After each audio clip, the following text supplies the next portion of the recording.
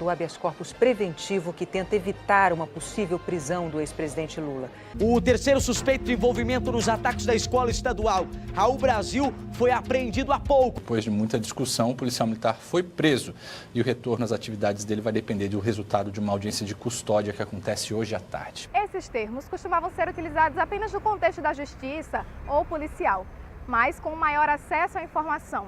Com a constante realização de operações, de investigações, além da divulgação de decisões judiciais, essas expressões não estão mais restritas somente a essas áreas.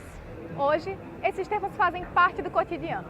Estão na palma da mão, numa notícia no celular, num jornal na televisão ou até mesmo numa roda de conversa entre amigos e colegas do trabalho. Mas você sabe o que cada uma dessas expressões realmente significa? Qual a diferença entre elas? O senhor sabe a diferença entre suspeito e acusado? Sei não. Suspeito e acusado, não sei. Você sabe a diferença entre prisão em flagrante e prisão preventiva? Não. Tem Não nem ideia sei. do que é? Tem assim, faço a dimensão um pouquinho só, sou bem leiga nesse assunto, mas eu acho que prisão preventiva eu acho que quando manda prender, e flagrante é quando o infrator é pego em ato. Eu tenho mais ou menos essa ideia, que seja isso, não é isso? A senhora sabe a diferença entre ser preso e ser apreendido? Ser preso é o de maior e ser apreendido é o de menor. O senhor sabe o que é um habeas corpus? Não sei. Não tenho muito assim, um entendimento do que é isso, né? Mas, segundo o que eu vejo, o habeas corpus, eu acho que é tipo uma perícia, é isso? Pode informar para mim, para eu.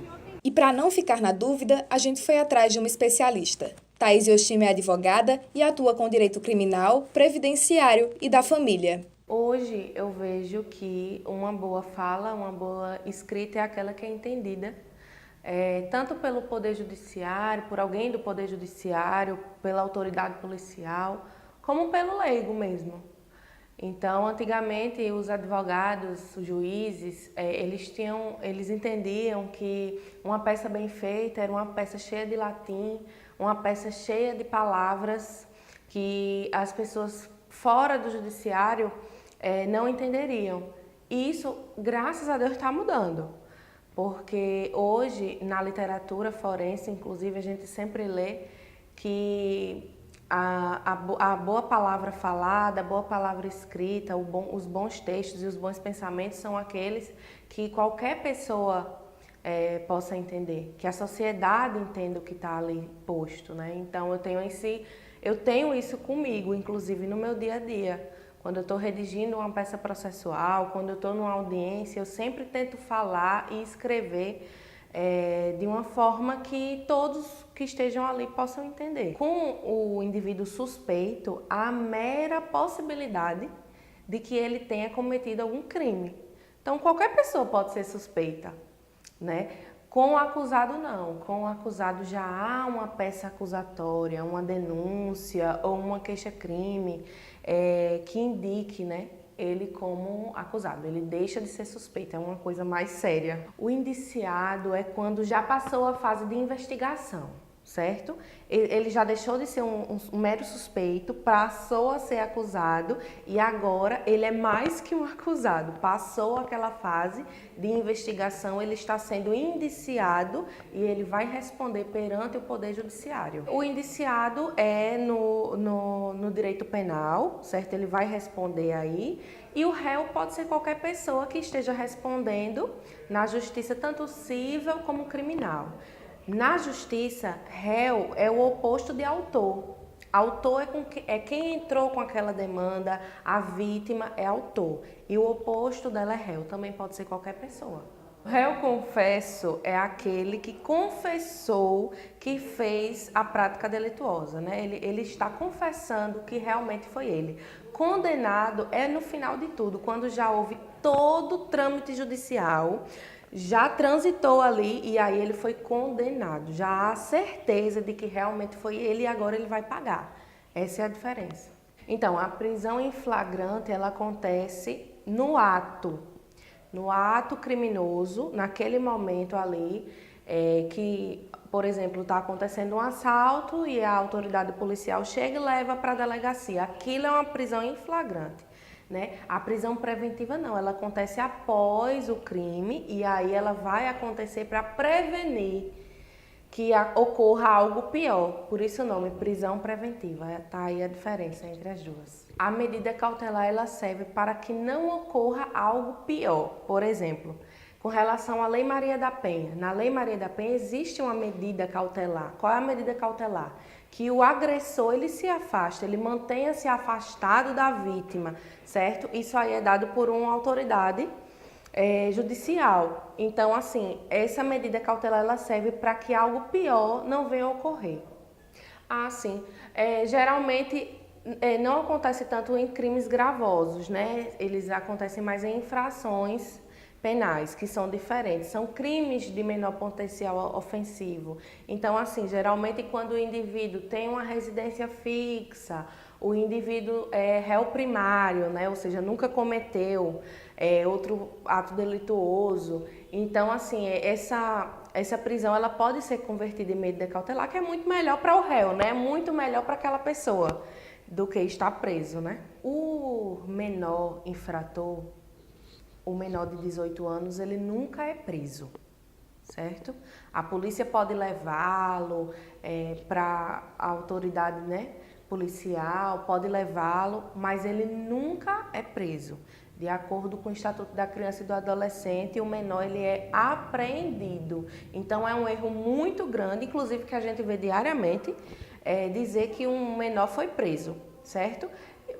E o preso é aquele, né, maior de 18 anos que está ali cometendo um crime e a autoridade policial leva. É mais ou menos essa a diferença.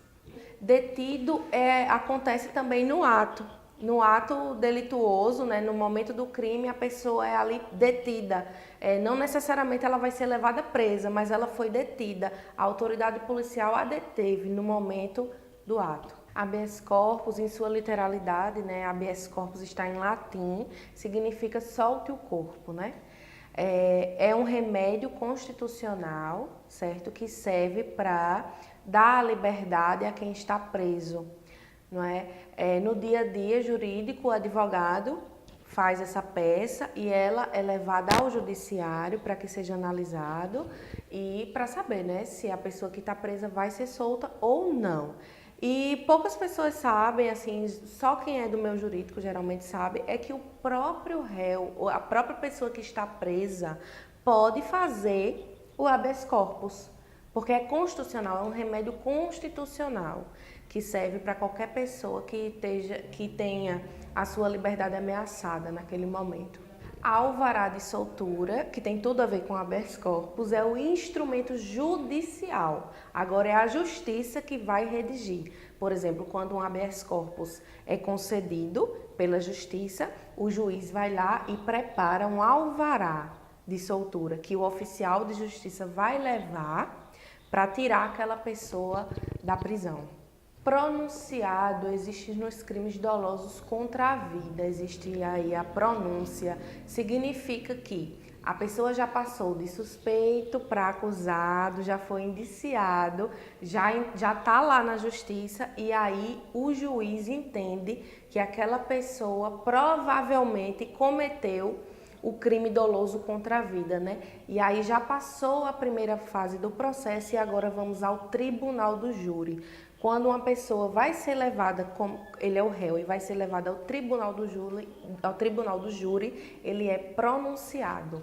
Crime doloso é quando há o dolo. O dolo é a vontade, é o ato de, por exemplo, de matar alguém, né? Eu pego uma arma e mato uma pessoa, isso é um crime doloso contra a vida. Eu tenho a intenção de matar. Um crime culposo é, por exemplo, eu faço uma comida e a pessoa é muito alérgica a, sei lá, um crustáceo, e aí eu preparo aquele crustáceo sem saber, a pessoa vai e come.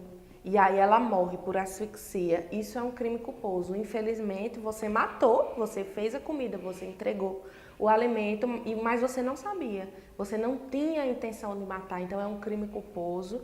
E aí vai responder, infelizmente, por esse crime, mas como é um crime culposo, a pessoa geralmente não vai ficar presa, não vai acontecer nada disso, vai responder em liberdade. É diferente do crime doloso, né?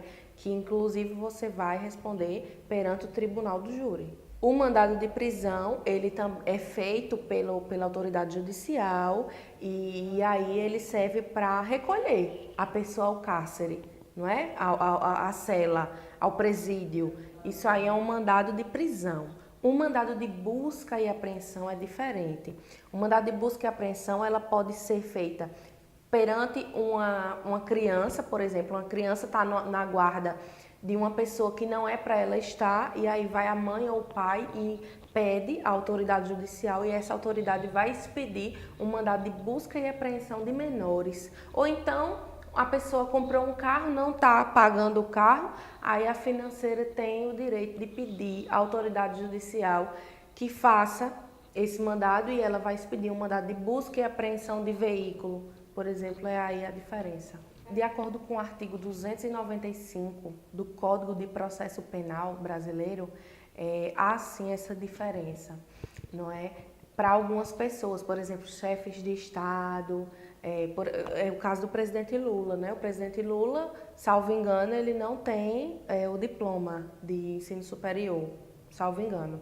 Mas ele foi um grande chefe de Estado, né? Então ele tem o direito de estar num lugar recolhido, num lugar especial, digamos assim, é como ele está hoje, né? Um lugar mais digno, digamos assim. E acontece o mesmo com quem tem o diploma de ensino superior.